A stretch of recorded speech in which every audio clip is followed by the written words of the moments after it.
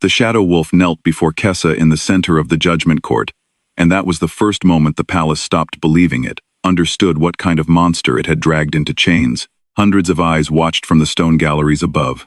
Nobles leaned over carved railings in jewel-dark silks, their expressions sharpened by curiosity and contempt. Royal guards held a circle around the lowered arena, with spears angled inward. Behind them stood the king's council in ceremonial black, lined beside the throne as if they had come to witness justice rather than slaughter. The air smelled of cold, iron, torch smoke, and the faint wet scent of animal fur. Kessa stood alone on the blood-stained stone with a sword in her hand and fresh bruises around both wrists, where the shackles had been removed only moments before. Her leather coat was travel-worn, her boots still marked with road dust from the northern forests, and the scar that crossed from her collarbone toward her heart lay visible above the open neck of her tunic. Most eyes in the court returned to that scar again and again. It was the mark that made mothers pull children behind them in village squares. It was the mark men whispered about when they thought she could not hear. It was the mark that had turned her from a girl into a rumor, long before she learned how to survive it. Across from her, the king's monster lowered its massive head. It was bigger than any natural wolf, taller at the shoulder than her hip, with fur so dark it seemed to drink the torchlight around it. Faint silver moved under that darkness like old moonlight beneath black water. Broken chains hung from its neck. One length dragged over the floor whenever it shifted, making a rasping sound that tightened every muscle in the court. 3 counselors had been attacked during the last month. One had lost the use of his arm. Another had nearly bled out beside his chamber door. The third no longer slept without guards outside his bed. Black fur had been found at every scene. The king had sent for the only hunter foolish or desperate enough to track something like that inside palace walls. That hunter was Kessa Arden, and no one in the capital cared that she had come in irons instead of on invitation. "Kill it," Chancellor Voron said. His voice carried cleanly through the court. He stood at the king's right hand, lean and immaculate in silver-trimmed robes, his pale eyes resting on Kessa, with the cold patience of a man expecting obedience. He had greeted her at dawn with a courteous smile and a warning wrapped in royal language. Kill the beast and earn her freedom, or refuse and be buried in the lower cells for carrying the scars of forbidden ritual work. He had made it sound almost generous. Kessa did not lower her sword, but she did not move toward the wolf either. Above the court, one noblewoman gave a small laugh. Someone else whispered that the scarred hunter was afraid after all. Kessa had spent most of her life hearing what frightened people called courage when it belonged to them, and madness when it belonged to someone else. She had learned early that public humiliation hurt most when she wanted something from the people watching. She wanted nothing from this court but a road leading away from it. The wolf lifted its gaze to hers. Not to the sword, to her. Its eyes were not red with fury, or white with unnatural madness, as the soldiers had sworn. They were a hard, storm, dark gray, steady, and intelligent. When its gaze flicked to the scar at her throat, Kessa felt something cold coil beneath her ribs. It knew, not her name, not her history, but something. "Do it," Voron said again, more sharply now. Kessa took a careful step forward. The wolf did not bare its teeth, did not crouch, did not spring. Instead, it opened its jaws and let a piece of metal fall to the floor between them. The small object struck the stone with a bright ring and rolled toward Kessa's boot. Murmurs rippled through the court. She stared down at it, a broken link of chain, heavy, darkened with age, and stamped with a symbol that made the back of her neck go cold. 3 interlocking circles around a wolf's eye. Her fingers tightened around the sword hilt. She knew that mark. She had seen it once in a windowless chamber far from this palace, when she was 9 years old and too small for the iron table, where men in temple robes had pinned her arms and spoken over her, as if she were already no longer a child. The mark had been cut into the metal rings used to hold her in place, while they tried to divide fear from memory and obedience from will. The ritual had failed, or partly failed. No one had ever agreed on the proper word. She had survived. That was the only fact that mattered to the outside world. Kessa crouched slowly and picked up the broken chain link. It was cold enough to sting. "Where did this come from?" she asked. "You are here to hunt, not interrogate," Voron replied. Kessa ignored him. She lifted the link toward the throne. "This is not ordinary binding iron." The king spoke for the first time. "What is it?" The court quieted at once. Even before Kessa looked toward him, she felt the shift. King Malric Vane needed no raised voice to command attention. He sat on the throne, as if it had been carved around him, broad-shouldered in black armor that bore the scratches of campaigns and old violence. No crown rested on his head. His face was composed, handsome in a severe way, all hard lines and dangerous restraint. The stories said his wolf had led charges through snow and fire alike. The stories said he had not lost a war since taking the throne. The stories said many things. Kessa trusted stories less than tracks in mud.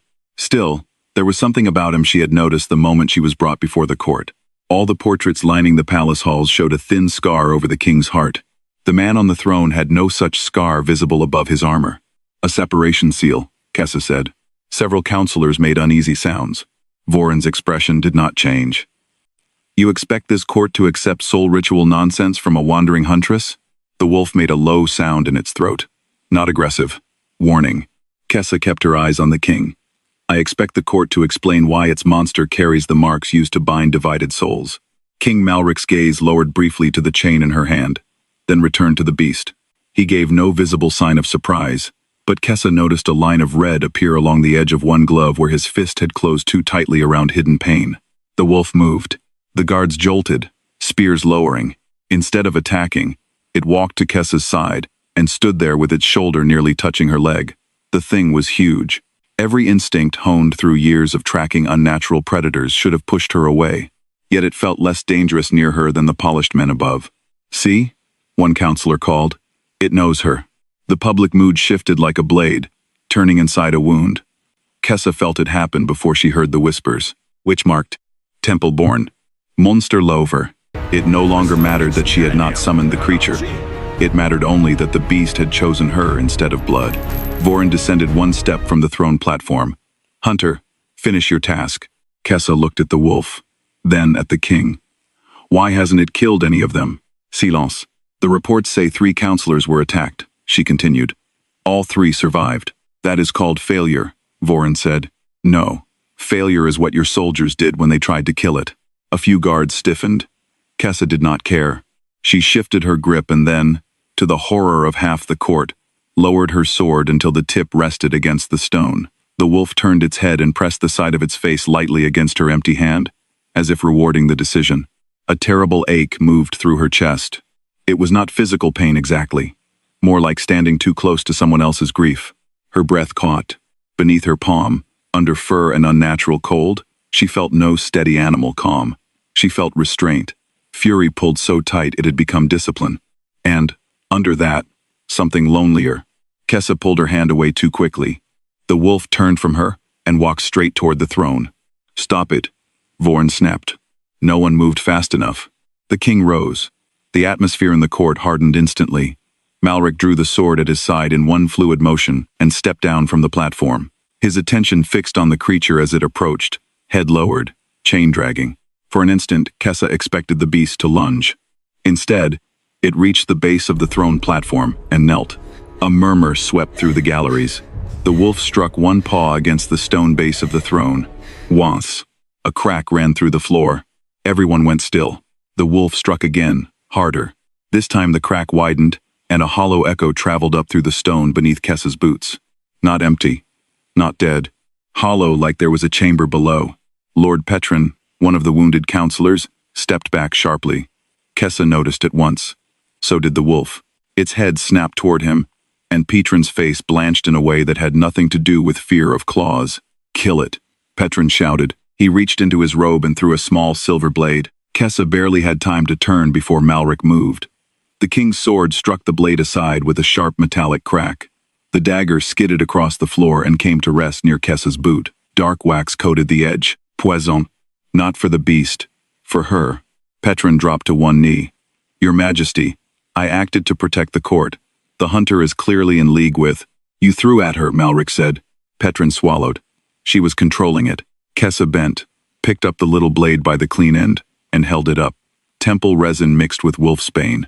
Enough to stop a heart. She turned her head. Interesting choice for a man supposedly worried about a beast. Petron said nothing. Voron stepped between them smoothly. This spectacle proves nothing except that panic makes poor men foolish. The throne chamber should be sealed. The hunter should be questioned. And the beast should die before it does any further damage. Reasonable words. That was what made them dangerous. Kessa had lived long enough among rulers and priests to know that the most useful lie was rarely dramatic. It was usually tidy. She looked at the crack in the floor. then back at the wolf. The creature had placed one paw directly over the split stone and was staring up at the king. "Move the throne," she said. The court erupted. Even some guards crossed themselves against bad luck. The throne of Vane was older than the current bloodline, older than the palace itself, if legends were to be believed. Kings were sworn upon it, judged before it, and buried facing it. Suggesting it be moved was not far from suggesting the kingdom's authority be dragged across the floor. Voron's expression chilled. "Absolutely not." Kessa did not look at him. "If I'm wrong, you lose a few hours, and your sacred stone seat suffers an inconvenience. If I'm right, someone is hidden beneath your king." The words hit the court like thrown iron. Malric's gaze sharpened.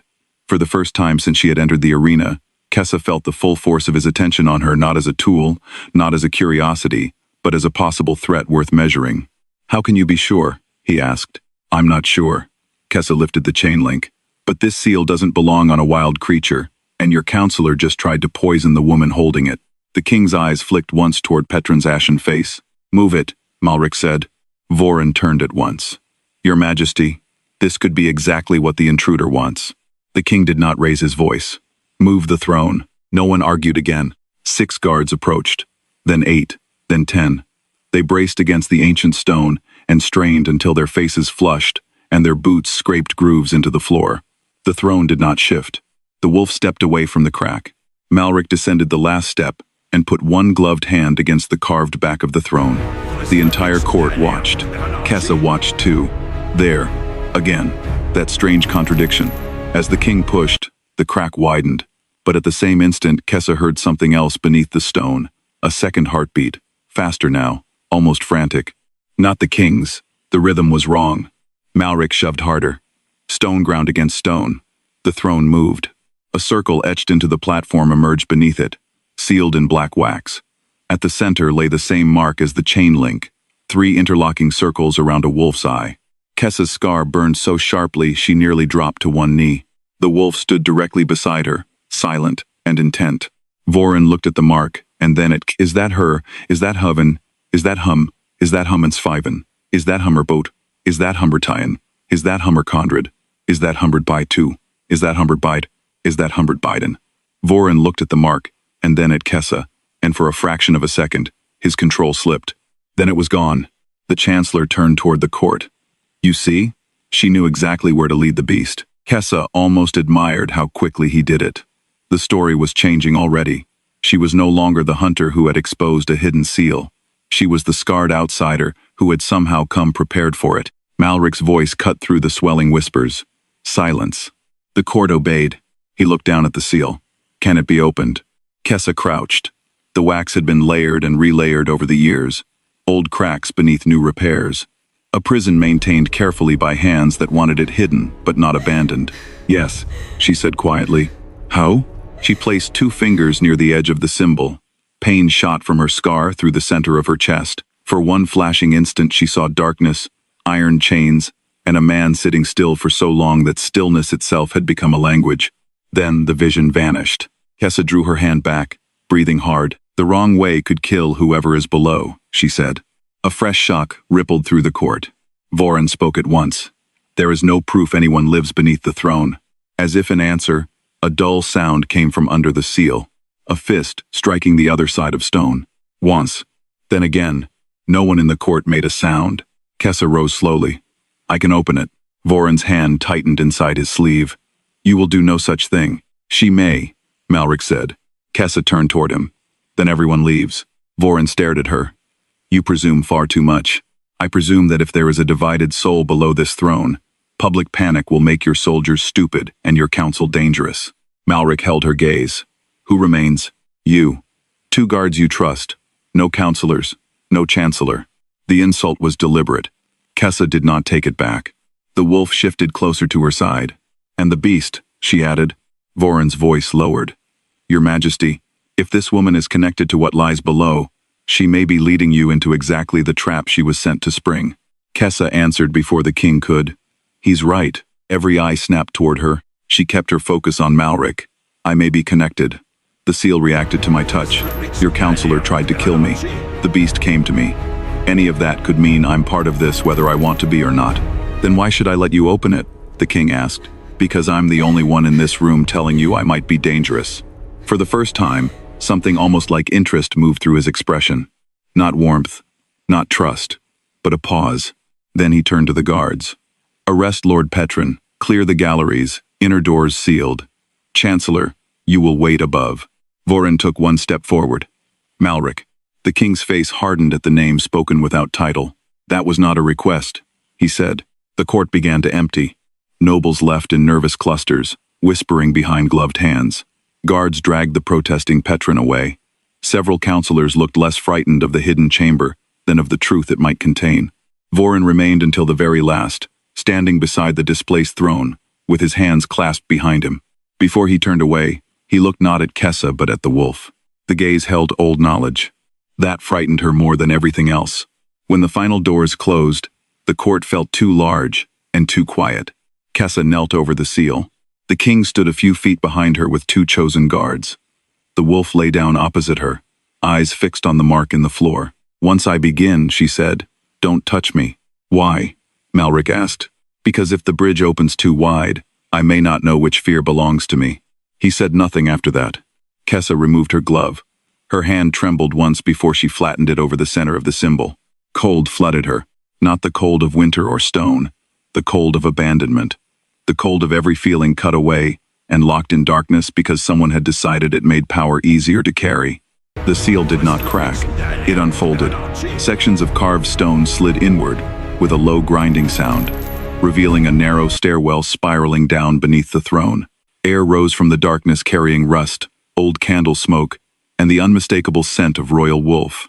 The shadow wolf surged to its feet. Kessa took the first step down before her courage could turn practical and demand retreat. The stair narrowed twice, then opened into a hidden chamber beneath the heart of the palace. Silver chains webbed the walls. Names had been scratched into the stone. Dates, fragments of sentences, half-finished apologies. The remains of a man trying not to disappear. At the center of the room sat a figure bound to an iron chair. His head lifted slowly. Dark hair, pale skin starved of sun. The same face as the king above, but altered by years of grief instead of discipline. A scar marked the left side of his chest over the heart. Kessa stopped so abruptly the wolf nearly brushed past her. Behind her, King Malric reached the bottom of the stair and went still. The prisoner looked first at the wolf, then at the king. At last his gaze settled on Kessa, and what she saw in his expression was not madness, not relief, but the exhausted recognition of a man who had waited too long to be believed. When he spoke, his voice was rough from disuse. The monster you were hired to kill is the only part of me that is still free. The prisoner's words settled into the chamber, like dust disturbed after years of stillness. Kessa did not move. Neither did the king. The two men faced each other across the iron chair and the shadow wolf, and for one strange moment the resemblance between them became less important than the difference. The man in armor stood straight, controlled, every line of his body trained toward command. The chained man sat with his wrists bound above the chair arms, shoulders lean from confinement, his expression worn thin by feeling too much for too long. Samefatse. Different soul. The shadow wolf crossed the chamber and pressed its head against the prisoner's knee.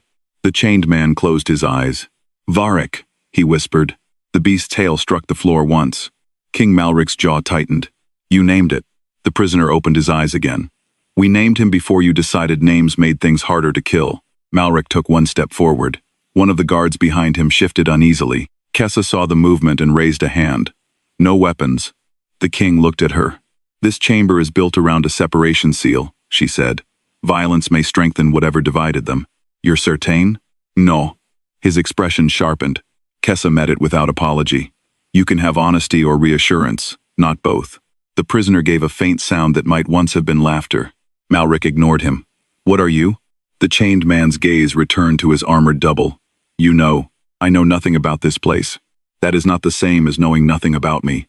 The king's face remained still, but the fingers of his right hand curled. Blood darkened the seam of his glove again.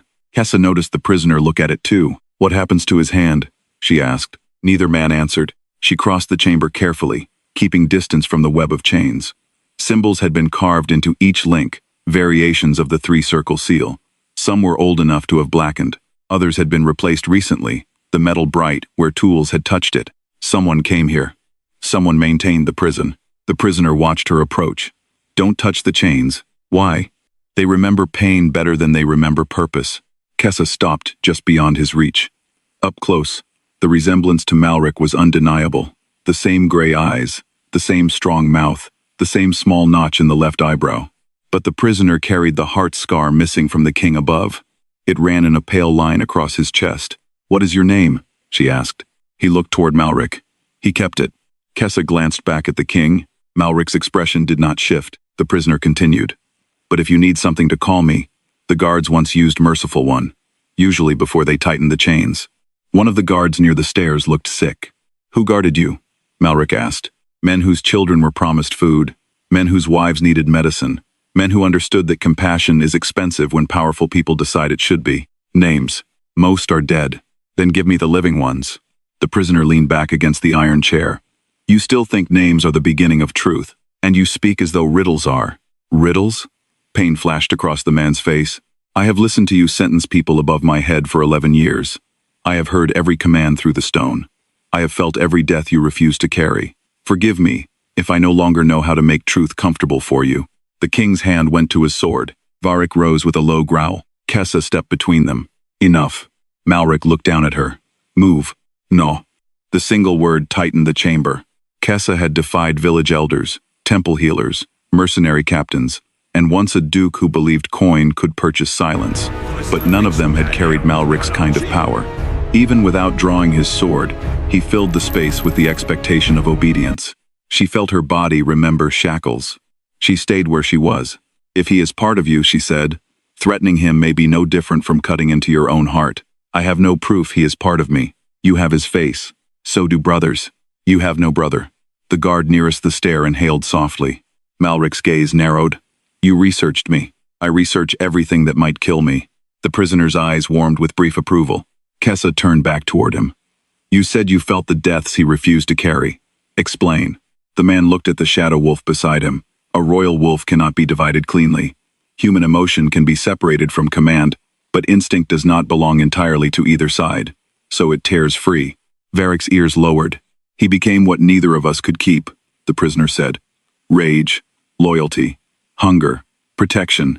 Every instinct the ritual could not decide where to place." "And you?" Kessa asked. "Compassion, grief, remorse." His mouth tightened. "Love." Something changed in the air after the last word. Not romance. Not tenderness. Recognition. The scar over Kessa's heart burned. Malric's voice grew colder. "Convenient. You claim every virtue, and leave me every crime." The prisoner's gaze hardened. "No. You kept courage, discipline, judgment, endurance, the willingness to act when action was ugly. Do not mistake absence of mercy for absence of value." That answer seemed to unsettle Malric more than an accusation would have. Kessa studied both men. The divided soul rituals she remembered from childhood had been experimental, cruel attempts to remove fear from soldiers or grief from widows. Most victims died. Others survived hollowed in ways no priest could repair. But this was different. This had been done deliberately to a king, and sustained for 11 years. "Who performed the ritual?" Kessa asked. The prisoner's eyes moved to the stair. "Foreign." The two guards stiffened. Malric did not. That absence of reaction frightened her. "You believe him?"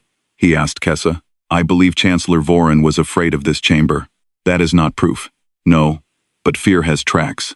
The prisoner lowered his head. "He told you it would last until the war ended." Malric's silence became its own answer. Kessa turned fully toward him. "You knew. I knew there was a ritual. You agreed to it." His eyes settled on hers. The Western Pax had crossed the river. 2 cities had burned. "My brother died because I delayed an order that would have sacrificed 1 company to save 5. The words were controlled, but the blood on his glove had reached his wrist. Vorin offered a way to remove hesitation until the war was won. "And after? I was told the divided emotions would return." The chained man laughed once, bitterly. "You were told many things." Malric's gaze cut toward him. "I woke after the ritual with no memory of this chamber, because memory follows emotion. You left me every moment you could no longer bear." Kessa felt that sentence land deeper than she wanted. She knew what it was to lose memories, without losing the shape of the wound they left behind. "What do you remember?" she asked the prisoner. "Everything he cannot." He looked at Malric. "The first soldier who died because he obeyed us. Our mother crying outside the war room. Our brother asking us not to turn grief into law. The names of villages burned under our banner. Every prisoner whose face you forgot before the cell door closed.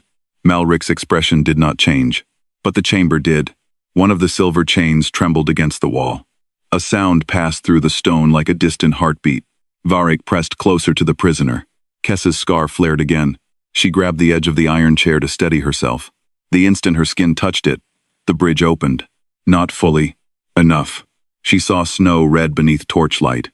A young Malric, kneeling beside a dying boy in royal armor. His brother, no older than 19.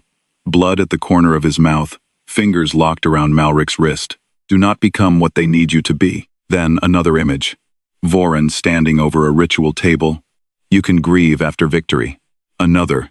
A man screaming as silver hooks pulled light from Malric's chest. Then darkness. Years of darkness. Kessa tore her hand away. She staggered. Malric caught her elbow.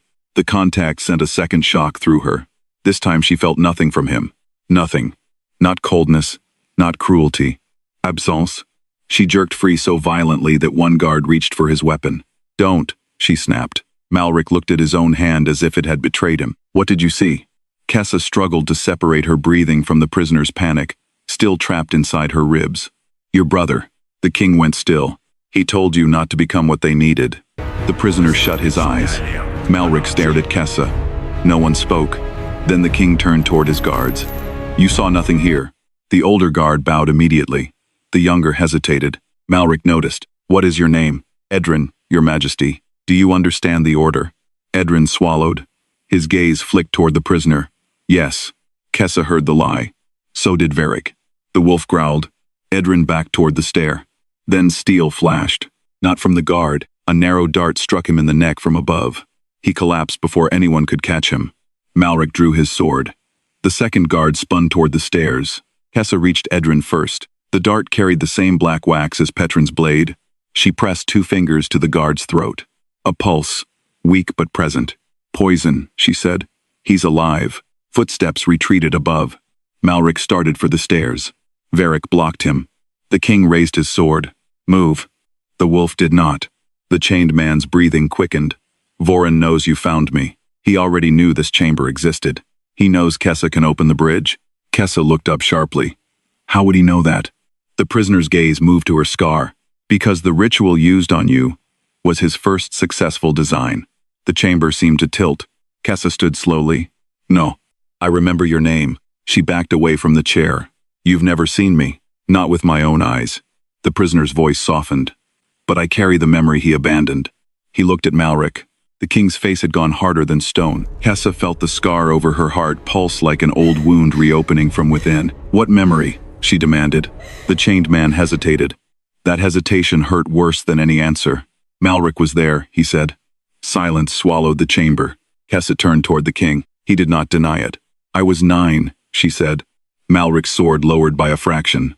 I don't remember. That is not an answer. I said I don't remember. But he does. She looked at the prisoner. He closed his eyes briefly before speaking. You were brought to the war camp after your village refused conscription. Vorin told us fear could be extracted and used to strengthen royal wolves. You were the first child who survived. Kessa's throat closed.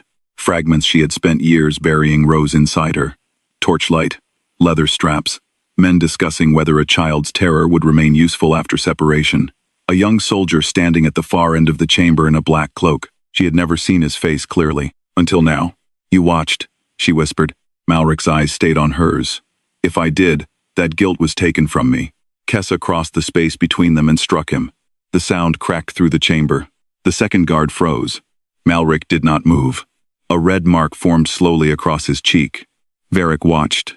The prisoner's face twisted with pain as if he had been struck instead. Kessa's hand shook at her side. That is exactly why I will never trust either of you, she said.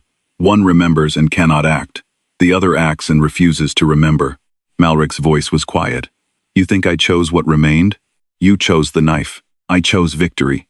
And men like Vorin chose what victory would cost. The king's eyes hardened. My kingdom survived. Did it? She pointed toward the chained man. You buried mercy under your throne. You turned your wolf into a hunted beast. You cannot feel the people you condemn. And the man who designed you still stands at your right hand. Footsteps sounded again above. many this time. Voren was returning with guards. Malric looked toward the stairs, then at Edrin's unconscious body. "We leave now." The prisoner pulled against his chains. "You cannot take me through the palace." Voren tied the seal to the throne. "If I cross beyond this chamber without breaking the ritual properly, Varric may lose form." Kessa looked at the wolf. Its edges were already flickering like smoke. "What breaks it properly?" she asked. "Reunion." Malric's answer came immediately. "No." The prisoner laughed without humor. "There he is." Kessa knelt beside the chain closest to the chair. "I can weaken the bindings long enough to move him." Malric looked at her. "You said the bridge could destroy your sense of self. It can. Then you will not do it." The command came so naturally that for a moment Kessa simply stared at him. Then she smiled, but there was nothing warm in it. "You still think saving someone gives you the right to command them?" His jaw tightened. The footsteps above grew louder. Voren's voice echoed from the stairwell. "Your Majesty, step away from the prisoner. The hunter has deceived you." Kessa placed both hands on the silver chain. The metal burned against her palms. "Choose quickly," she told Malric. "You can preserve the king Voren built, or you can learn why he needed half of you buried." Malric looked at the chained man. The chained man looked back. For the first time, Kessa saw fear in both faces. Different fear. One feared becoming weak. The other feared remaining forgotten. Voren appeared at the top of the stairs with 6 armed guards behind him. "Kessa Arden," he said, "remove your hands from the royal seal." She closed her fingers around the chain. Pain tore through her chest. The bridge opened wider. Grief, rage, guilt, and years of buried memory rushed toward her at once. Somewhere beyond the pain, she heard Malric give an order. Not to her. To the king's guard, he said, "Arrest Chancellor Voren." No one moved. Voren smiled. Then every guard on the stair lowered his weapon toward Malric. For one suspended heartbeat, no one moved. Malric stood at the bottom of the stair with his sword lowered but ready, facing guards who wore his crest and had sworn their lives to him. Above them, Chancellor Voren rested one hand on the stone wall, as if the palace itself belonged more to him than to the king. Kessa still gripped the silver chain. Pain flooded through both arms, climbed into her chest, and spread behind her eyes. The bridge had opened too wide. She could feel the chained man's grief pressing against one side of her mind, and the armored king's cold resolve pressing against the other.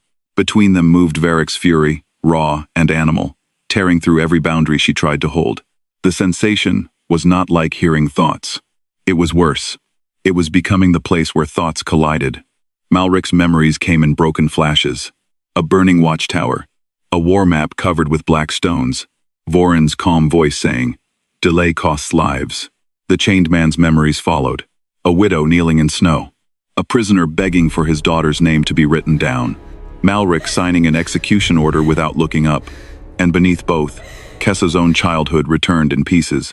She had spent years forcing into silence. Leather straps around small wrists. A lamp swinging above an iron table. A young man in a black cloak standing beside Voren, his face pale and uncertain. "Malric." Kessa nearly released the chain. The prisoner saw her weakening. "Let go," he said. "You cannot carry all of us." Voren descended one step. "You see what she is doing," he called to the guards. "She is binding the king to the creature. If the connection completes, His Majesty will lose the clarity that saved this kingdom." Malric's gaze remained on the soldiers. "You were ordered to arrest him." Captain Dane, the eldest among them, tightened both hands around his spear. "Forgive us, Your Majesty. Do not apologize while committing treason." Voren spoke gently. "It is not treason to protect the crown from a compromised king." The phrase struck the chamber harder than a shout. Kessa felt Malric's anger before his face revealed anything. Heat moved through the bridge, sharp and immediate, then vanished behind the emptiness he had practiced for 11 years. The chained man felt it too. "There," he whispered. "You still have anger." Malric did not look at him. "I never surrendered anger. No. Only the part that might have told you what to do with it." The guards began descending. Varric stepped in front of Kessa and the prisoner. Smoke-dark fur lifted along his spine. His growl deepened until the silver chains on the walls trembled. Voren raised his voice. "The beast has already attacked members of the council. Kill it now." Captain Dane lowered his spear. "Farik Lungit." The chamber exploded into movement. He struck the captain sideways without closing his jaws, hurling the man into the wall. Another guard thrust at his ribs. The spear passed through black fur and emerged trailing smoke rather than blood. Malric met the third guard with the flat of his sword. knocking the weapon away before driving his shoulder into the man's chest. The younger soldiers hesitated. They had trained to obey the king's command, not to decide which version of royal authority stood before them. Voren had prepared for that hesitation. "Malric is no longer himself," he shouted. "The hunter has joined his soul to the prisoner. Protect the kingdom." A guard rushed Kessa. She could not release the chain without collapsing the bridge, but she twisted aside as his blade came down. Steel struck the chair. Sparks leaped across the prisoner's face. He cried out, not from the weapon, from the chain. The blow had sent a pulse through every silver link. The same pain tore through Malric. He stumbled. Kessa felt both of them at once and screamed. Varric turned toward her.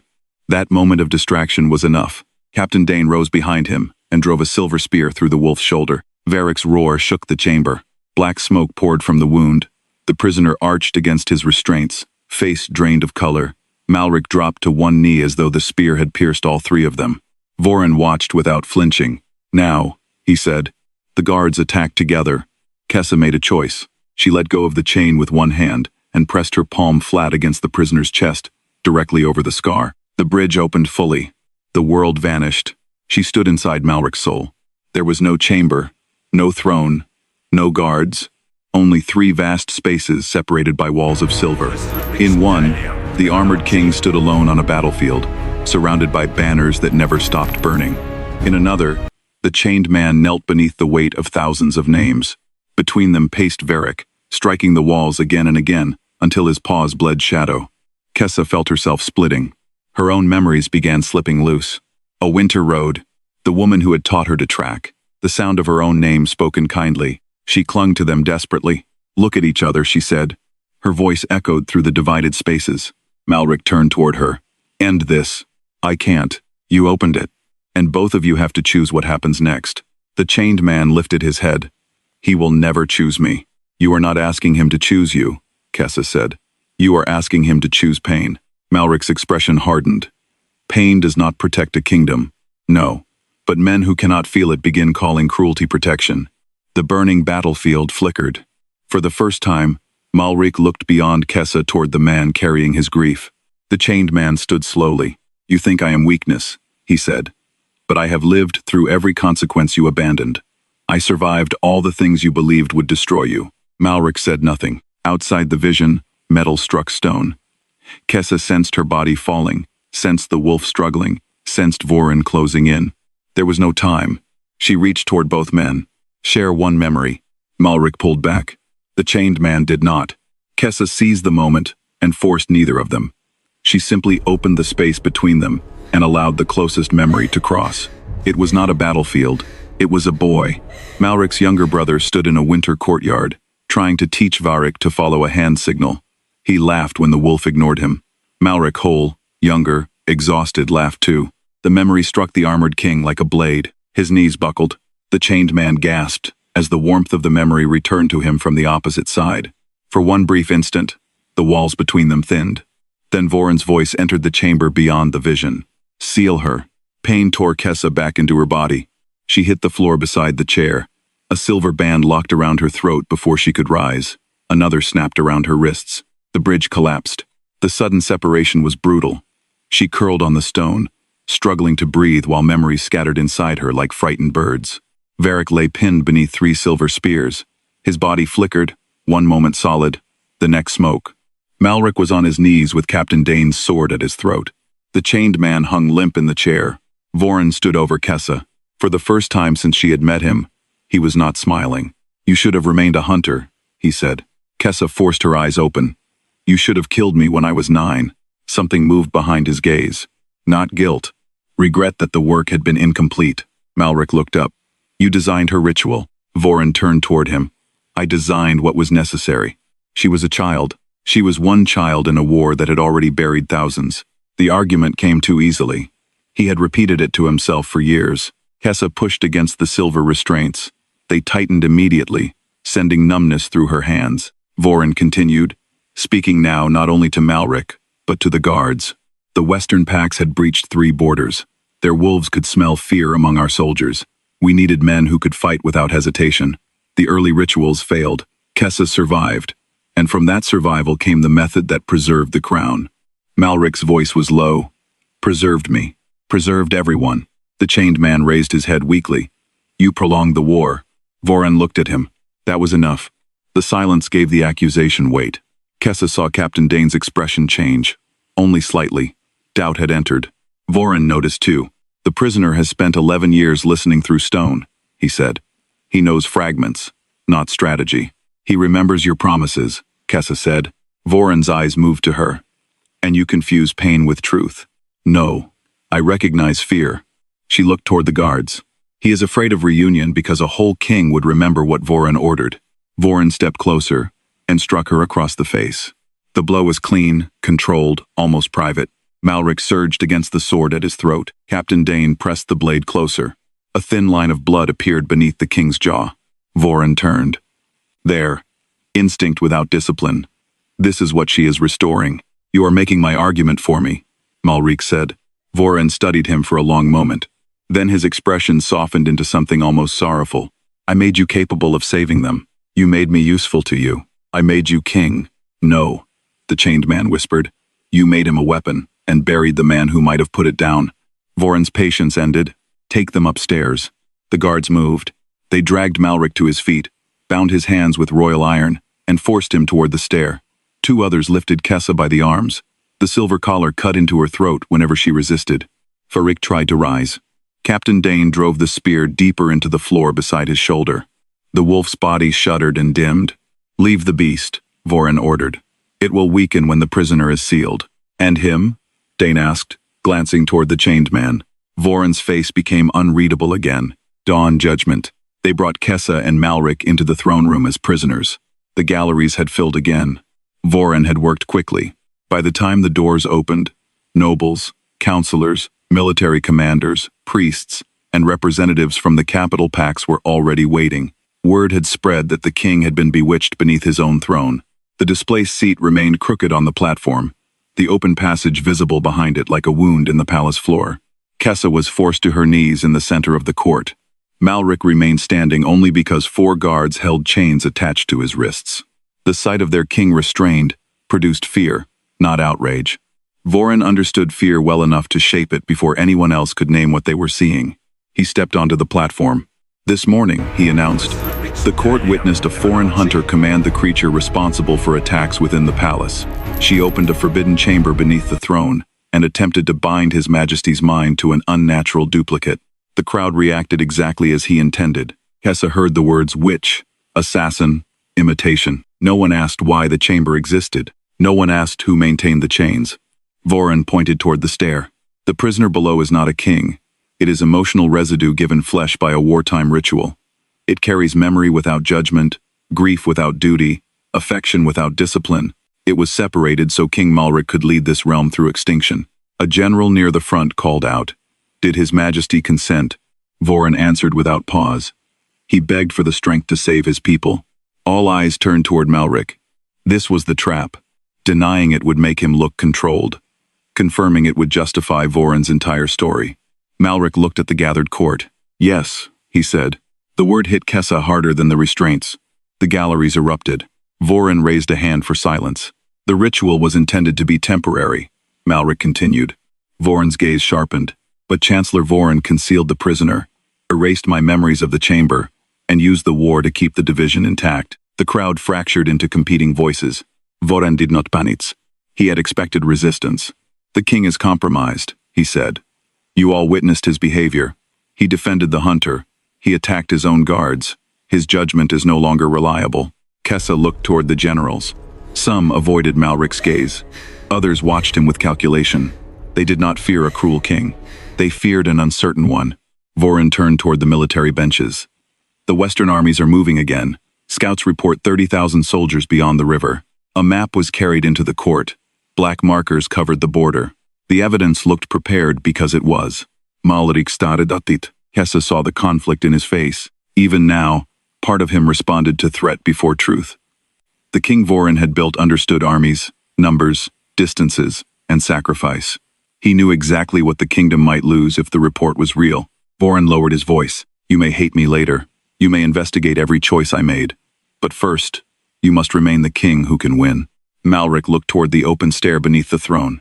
The chained man was below. Varric was weakening. Kessa waited.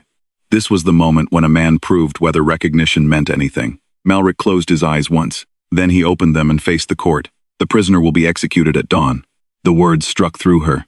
For a moment, Kessa heard nothing else. The court accepted the decision with visible relief.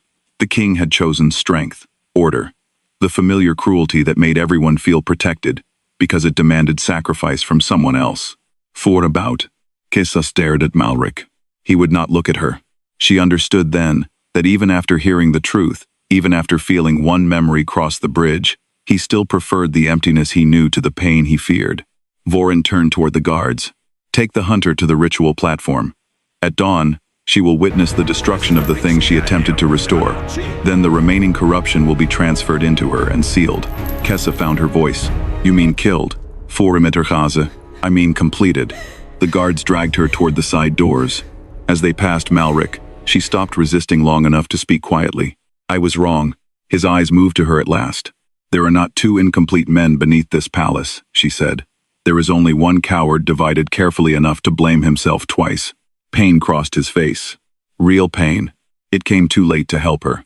Kessa was taken from the court while the nobles cheered the king's decision. Behind her, beneath the displaced throne, something enormous slammed into the stone. Varric roared. Every torch in the judgment hall went black. The darkness lasted only 3 breaths. On the 4th, blue fire erupted from the cracked seal beneath the throne. The court recoiled as one body. Nobles stumbled into one another. Guards raised weapons toward an enemy they could not see. The ceremonial banners hanging from the galleries snapped in a wind that came from below, though every palace door remained closed. Then Varric tore through the stone. The shadow wolf burst from the open chamber beneath the throne with 3 silver spears still lodged through his body. He landed between Kessa and the gathered court, black smoke pouring from his wounds. The chains around his neck dragged behind him, ripping loose fragments of the ritual floor. His eyes found Malric first. The king stood bound beside the judgment platform, staring at the creature he had condemned to die. Varric roared. The sound carried more than anger. Kessa felt it strike the silver collar around her throat. The metal vibrated against her skin, and the bridge Chancellor Voren had tried to seal flared open again. Grief flooded the hall, not hers alone. Every person present felt a fragment of what Malric had abandoned. A mother clutching a folded military coat. A soldier dying under a banner he had been ordered to defend. A prisoner hearing his sentence, while the king signed another document. The court broke into cries of panic.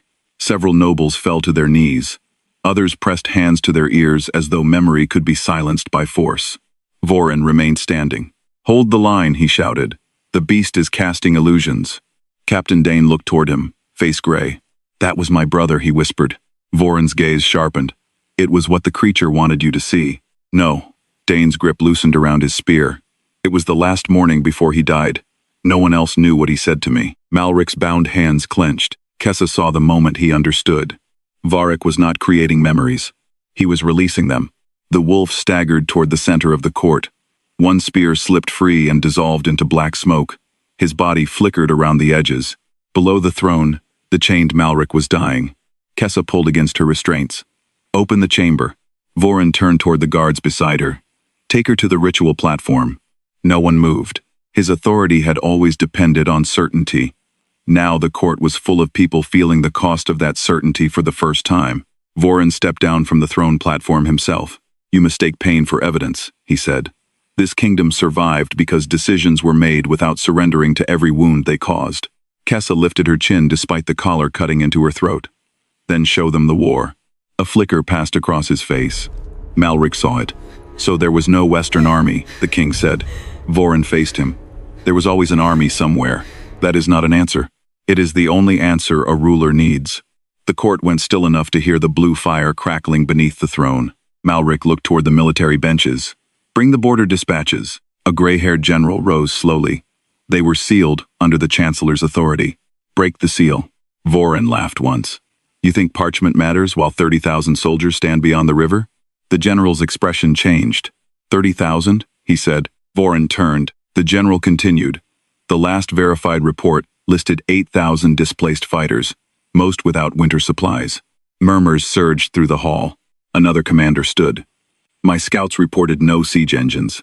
A third added, and no royal banners. Voren's control fractured. They were gathering. For 11 years? Malric asked. The question was quiet, more devastating than accusation. Kessa watched the court begin rearranging itself around the truth. Not because everyone suddenly trusted her, not because they had become brave, because Voron's story had finally contradicted too many facts at once. He saw it too. His hand moved beneath his robe. Kessa shouted, "Down." Voron threw a black crystal against the floor. It shattered in a burst of pale smoke. Every royal wolf in the hall screamed. Men and women collapsed as their wolves turned against their own bodies. Malric dropped to one knee, his bound hands pressed to his chest. Varric convulsed beside the throne. Below them, the chained half cried out through the open passage. The ritual was feeding on fear again. Kessa understood at once. Voron had not needed a real war. He had needed the kingdom to believe one was coming. The separation lived inside collective terror. He had spent 11 years ensuring the people never felt safe enough for Malric to become whole. Voron seized the chain attached to Kessa's collar and dragged her toward the ritual platform. "Fear preserved this kingdom," he said through clenched teeth. "It will preserve it again." She stumbled but stayed on her feet. Around them, guards fought their own wolves. Some shifted halfway and fell. Others tore at their armor. The court dissolved into chaos. Malric forced himself upright. "Release her." Voron pulled Kessa closer to the black crystal shards. "You no longer command them." Malric looked at the soldiers. He knew Voron was right. The Alpha command, that had once forced obedience through every royal wolf, had begun to fracture the moment Varric carried his abandoned instinct into the court. Malric could not compel them. So he did something Kessa had never seen him do. He asked, "Help me." The words barely carried over the noise. Captain Dane heard them. He looked at the king who had once commanded his loyalty, then at the man now standing bound and powerless before him. Dane lowered his spear. Then he turned it toward Voron. One by one, other soldiers did the same. Not all. Enough. Voron tightened the chain around Kessa's throat. One step and she dies. Malric stopped. Kessa saw the old calculation enter his face. Distance, weapons, risk, acceptable loss. Then she saw him rejected. Not perfectly, not without fear, but consciously. He lowered his sword to the floor. "I will not trade her life for a better position." Voron stared at him. For the first time, the Chancellor seemed to look at Malric and see failure. "You were made to choose the kingdom. I was made to call whatever you wanted the kingdom." Kessa felt the collar loosen slightly as Voron's hand trembled. She drove her heel down on his foot and twisted hard. He lost his grip. Captain Dane struck the chain from his hand. Kessa fell forward, caught herself, and tore the black crystal fragment away from the clasp at her throat. The silver collar opened. Varric's roar shook the hall again. This time, Kessa ran toward him. The wolf lay beside the throne, body dissolving into smoke. The remaining spear pinned one shoulder to the floor. Kessa wrapped both hands around the shaft and pulled. Pain tore through her scar, not from the weapon, from the bridge. The chained man below was almost gone. "Kessa," Malric called. She looked at him. He had reached the throne, his restraints cut by Dane's blade. Blood marked his wrists. Fear moved openly across his face now. "What do I do?" It was the first time he had asked her without command hidden inside the question. "Go to him." Malric looked toward the stair. Varric's body flickered again. "If I reunite now," he said, "I may not be able to fight. The fighting is what kept you divided. And if Voron's border forces enter the capital, then face them as one man." He looked at her as though he wanted certainty. She gave him none. "You chose the knife once," Kessa said. "Choose what comes after it." Malric descended beneath the throne. Kessa followed. Behind them, Diane and the loyal guards held Voron's remaining soldiers back. Steel rang above. Shouts echoed through the court. Yet the chamber below felt strangely still. The chained Malric had collapsed against the iron chair. His skin was nearly translucent. The silver chains had begun sinking into his body like roots. Malric stopped in front of him. For several seconds neither spoke. Then the prisoner lifted his eyes. "You ordered my death." "Yes. You still believe I make you weak." Malric's mouth tightened. "I am afraid you do." The honesty changed the chamber. One chain loosened from the wall. The prisoner looked at him with exhausted sorrow. "And I am afraid your strength will erase me." "It may." Another chain fell. Kessa stepped between them but did not touch either man. "The ritual survives because both of you believe the other must disappear." Malric looked toward Varric, who had dragged himself down the stairs and now lay between them. The wolf's breathing came in shallow bursts. "What happens to him?" Malric asked. "He returns too," Kessa said. "If you both accept what he carries." "Rage," the prisoner whispered. Instinct, Kessa corrected.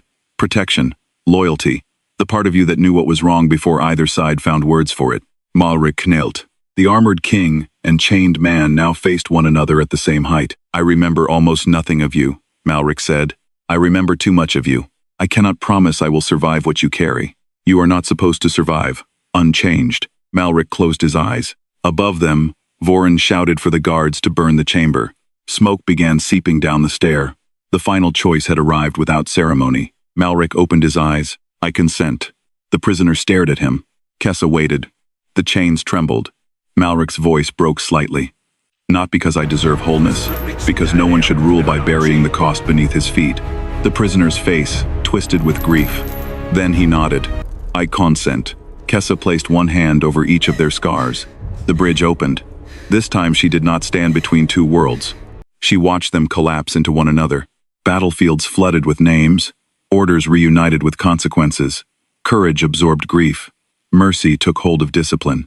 Rage returned to loyalty. Love returned not as softness, but as the ability to be wounded and still choose responsibility. Vadik rose. His shadow body expanded through the chamber, surrounding all three of them. For one terrifying instant, Kessa believed he would consume them.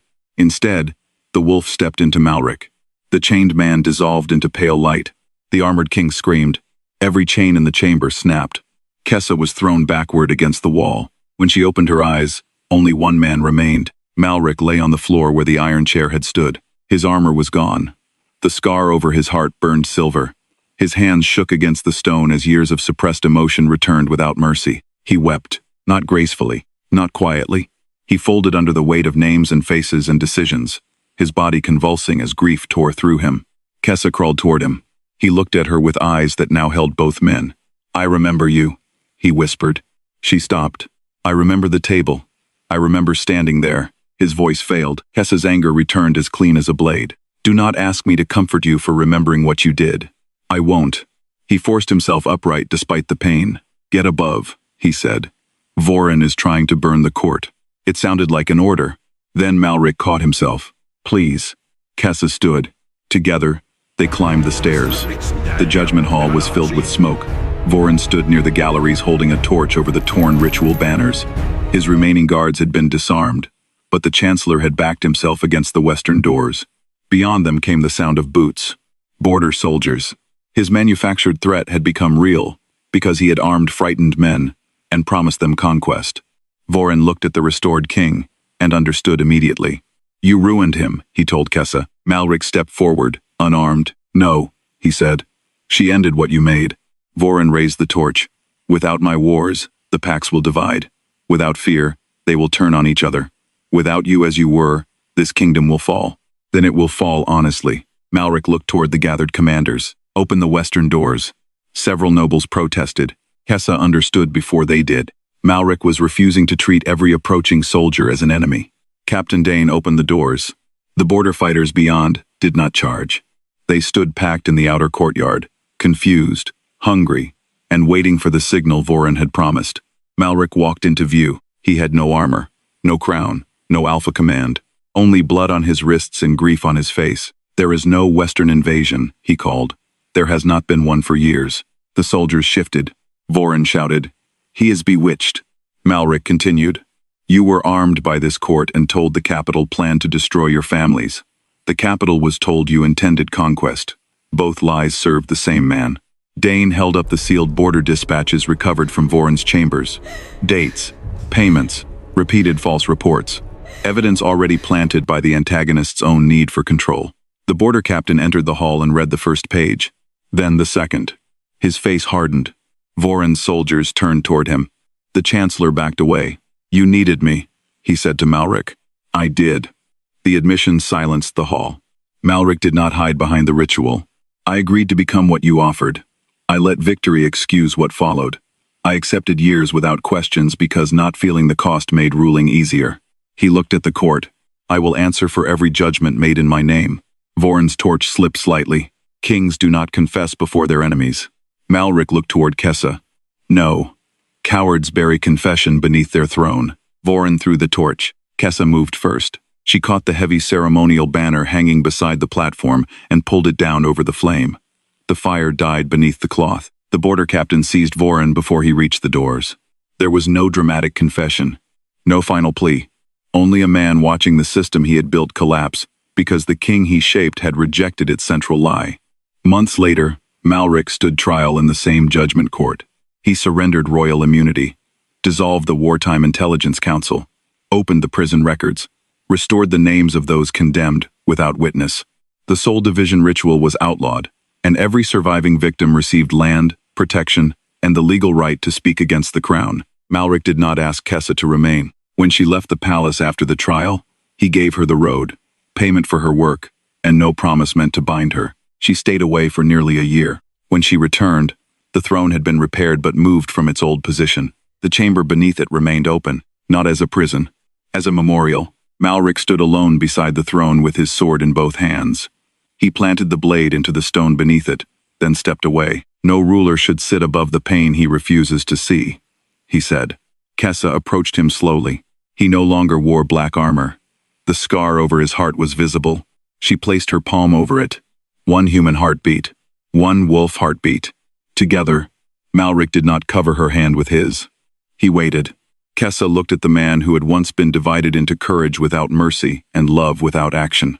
You are still not forgiven, she said. I know. You may never be. I know. And I will not stay because you need me to make you whole. His breathing tightened. I know. Only then did Kessa let her hand remain over his heart. Good, she said. Then perhaps we can begin with the truth.